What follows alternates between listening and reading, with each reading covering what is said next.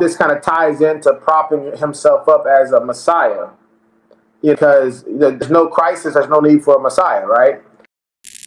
Afrocentrism is a cultural and intellectual movement that emphasizes the importance of African history and heritage, aiming to empower individuals of African descent by centering their experiences in the narrative of world history. Dr. Umar Johnson, Messiah Complex, Vulcan Reacts, Part 2. I watched Seinfeld and Frasier, but I also watched Martin and Fresh Prince. I watched, we're brothers, and was the Happy and we're singing and we're color. colored. Do give me a high five. But I could watch on the Medea TV show where they'll say somebody will be blabbering and they'll be like, "You ain't talking about nothing," right? Then I can see in Seinfeld them saying, "I'm tired of poring over the mundane minutia of everyday life." They both said the same thing. Mm-hmm. Yeah. But one of them was going to be on my SAT test my junior year in high school. Right. And one of them is how my family speaks. Right. And it's not going to help me communicate in a job interview in the future. Correct. Previously on Vulcan Soapbox. And so the George G. Meade Elementary School that I attended at 18th and Oxford Street, named after a Caucasian Civil War general, it just so happened that year that I enrolled in the 4th grade, or my mother enrolled me there, they had a Black history class. It was not citywide. Philly would be the first city to institute mandatory Black history, but it didn't exist then. It just so happened that white principal and that Black vice principal somehow, some way gave us a Black history class 4th and 5th grade. They took it away in the 6th. So for those 2 years, Mrs. Green, who was the Black history teacher, she was my introduction into Black culture, Black consciousness, and public speaking. So there was some research out there that suggests that Black people tend to do better intelligence, IQ-wise, test score-wise, when they're not attached to their history. Another way of saying that when they don't know that much of a distinction between them and the dominant society. And this is not talking about America specifically. This is talking about outside of America. This is particular example that I'm referencing is that when Black people don't know that they're Black, or I won't say they don't know they're Black. They don't realize that it matters. Black. The best example I want to use is Carlton. Carlton versus Fresh Prince, right? So Carlton, and obviously some versions of him didn't know he was even Black, right? He was smart, straight A student, high SAT scores, high BAB scores, all that kind of stuff. And he wasn't like his dad who grew up in the hood and came out of it. He was a kid raised pretty much in suburbia, with a crazy amount of affluence, right? So I'm saying that to say that when it comes to people like that, there are some studies that suggest that when Blacks don't know about this connection they have to the past, and they're just focusing on the immediate future, and they assimilate more into dominant culture, and they take on the values of the dominant culture around them, they tend to do better IQ-wise, and they tend to do better test score-wise. So again, I'm not saying that's better overall. I'm not making the case that's better overall. I'm just saying monetarily speaking or scholastically speaking, there is some studies that suggest that that's better for the Black person than to be connected to their ancestral past. Based on your example of Carlton, I think that would be closer connected to his affluence than it would be to his color or anyone's color in that situation. Is it more based off his affluence or his lack of connection to Black culture? He had Will Smith living in the same household who did not assimilate into dominant white culture like he did, but they both had the same affluence. Correct. So they both had the same affluence. Will Smith still was having Trey or Ice Cube, whatever his name was, flying out to come see him. He still dressed like he was from Philly. He still wore his hair like he was from Philly, right? And he didn't have the test scores that Carlton had. He didn't have the vocabulary that Carlton had. He didn't have any of that Carlton stuff. grew up with that affluence and that environment.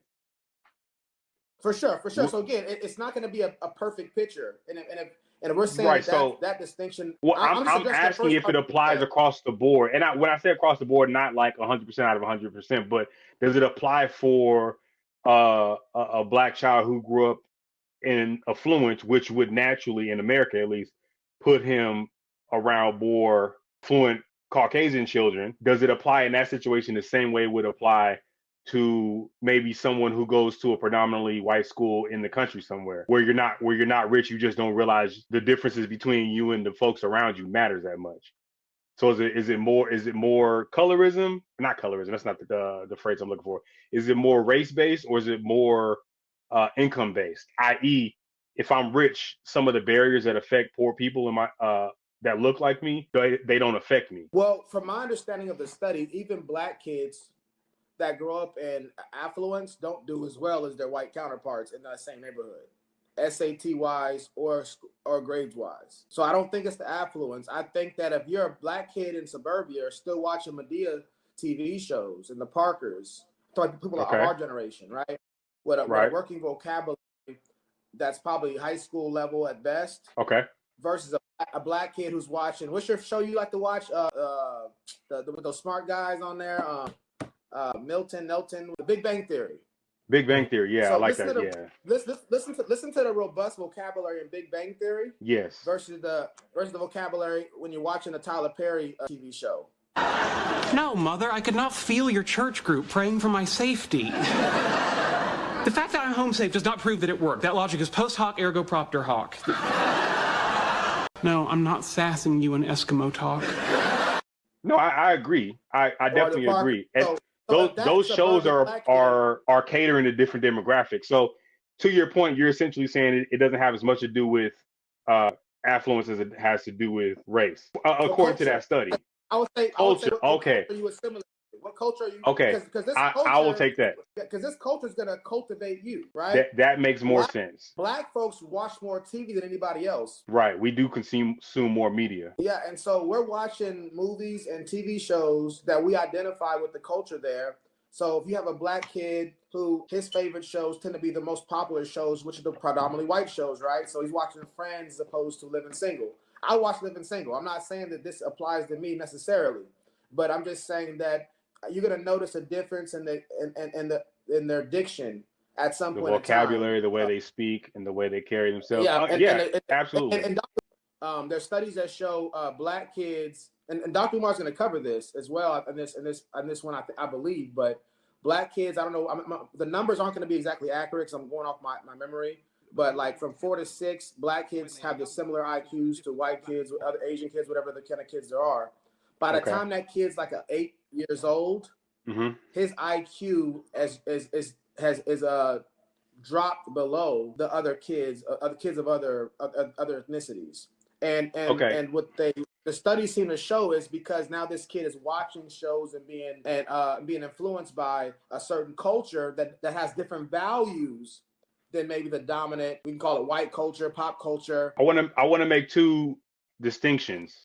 First, for the audience, I want to clarify that we are purposely differentiating between race and culture. Oftentimes, they're closely tied together, but in this particular case, we're talking about how you grow up and what environment you grow up as opposed to how you look. Secondly, in my opinion, I don't think that I'm not saying, and I don't think Vulcan is saying that we should switch, right? I don't think they're saying we should give up our culture.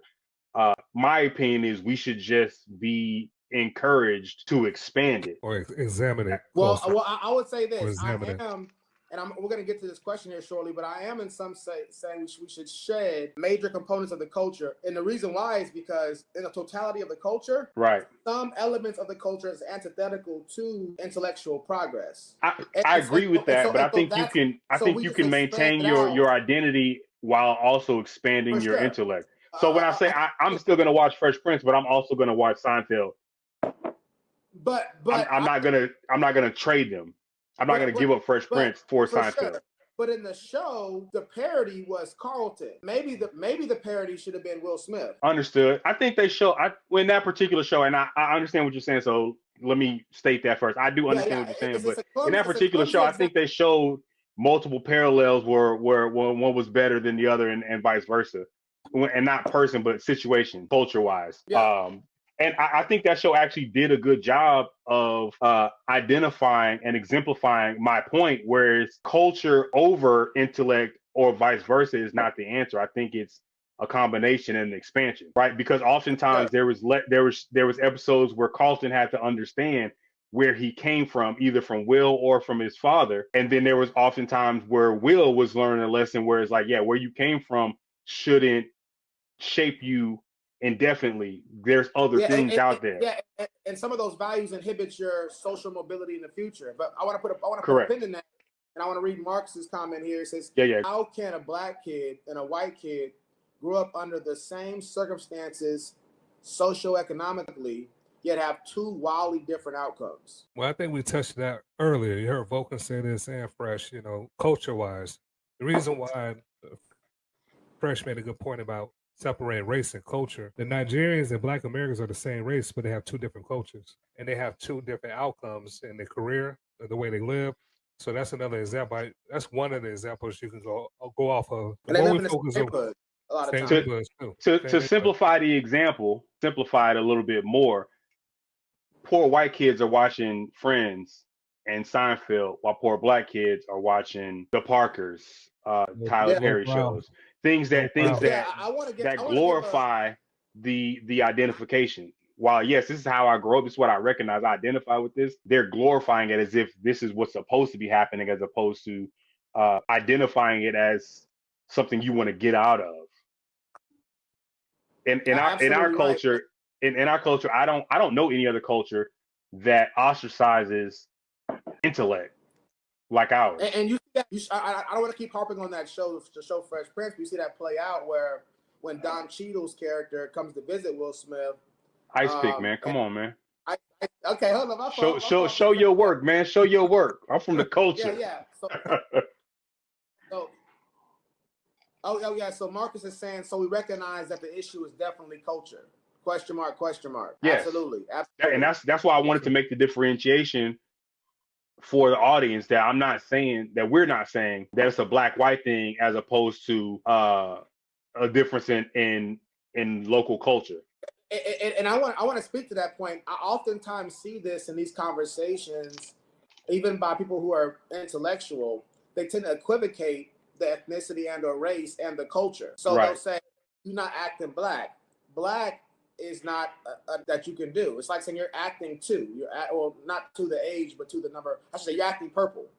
Or you're acting white because you use proper diction. Yeah. And so I'm saying is that you can't act the color. You can act a certain culture. And by that you mean that the dominant white culture tends to articulate themselves better. And I'm in step with that. Then for sure. Then you're saying that I'm acting more along the lines of. And so he's putting the hands up thing. So he's definitely on board with that right there. All right. So that's a major distinction. And so I want to make one little quick example. Because I love black shows and white shows, like I'm sure all of us do here. I watch Seinfeld and Frasier, but I also watch Martin and Fresh Prince. I watched, we're brothers, and was the end. Happy and we're singing and we're colored. Give me a high five. But I could watch on the Medea TV show where they'll say somebody will be blabbering and they'll be like, "You ain't talking about nothing," right? Then I can see in Seinfeld them saying, "I'm tired of poring over the mundane minutia of everyday life." They both say the same thing. Mm-hmm. Yeah. But one of them was going to be on my SAT test my junior year in high school. Right. And one of them is how my family speaks. Right. And it's not going to help me communicate in a job interview in the future.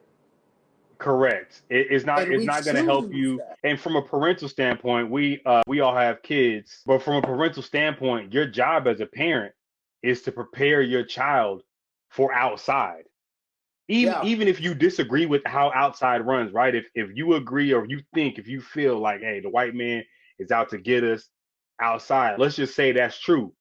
You should be preparing your child to survive in that jungle as opposed to preparing them to hide from it or to scoff at it, because all you're doing is crippling them for reality. If you ensconce your child in our culture without exposing them to what's really going on outside, you're doing that child a disservice. You're crippling them as an adult because you're not always going to be able to protect them the same way you would when they're a child.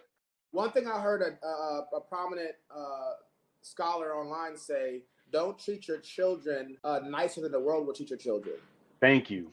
I'm here to stand on my soapbox and proclaim that to the world. On this show. This is the hottest show on the planet right now. What's the debate? Ain't no debate.